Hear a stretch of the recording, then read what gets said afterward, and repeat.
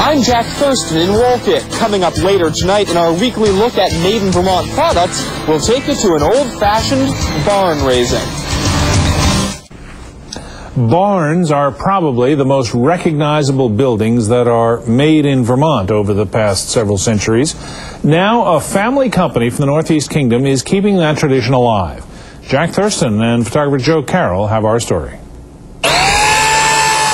Ever think they just don't make things the way they used to? Well, think again. I can look at the barns that were built or the houses that were built hundreds of years ago, study the methods, adopt them as my own, certain that they're going to work for the future, too. Keone Maher runs Old School Builders. They get their name from the old school methods they use.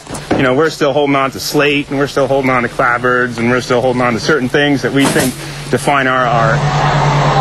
Don't get them wrong, the builders do use new tools. But they try to recreate the look and feel of a Vermont barn raising from long ago, never letting heavy rain dampen their spirits. I've got a friend that says there's no such thing as bad weather, just the wrong clothing. Property owner Newton Wells bought into the idea of reclaiming a bygone era. He's actually helping build his own high-end barn, alongside the paid contractors.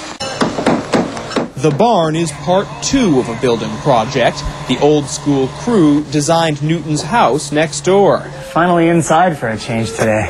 These guys don't do anything conventional. A chimney twists through the roof, and trees appear to help hold up the house. Those two pieces were one tree trunk, 8 feet tall. And they just split it down the middle, flipped it upside down so that it would frame the door, and then peeled all the bark off it with a draw shave. With local materials and a made-in-Vermont spirit, this family business hopes to build on the past. We kind of build it like they used to, but we're also building it like they haven't yet. All the guys certainly enjoy a nice warm lunch, especially on a day like today.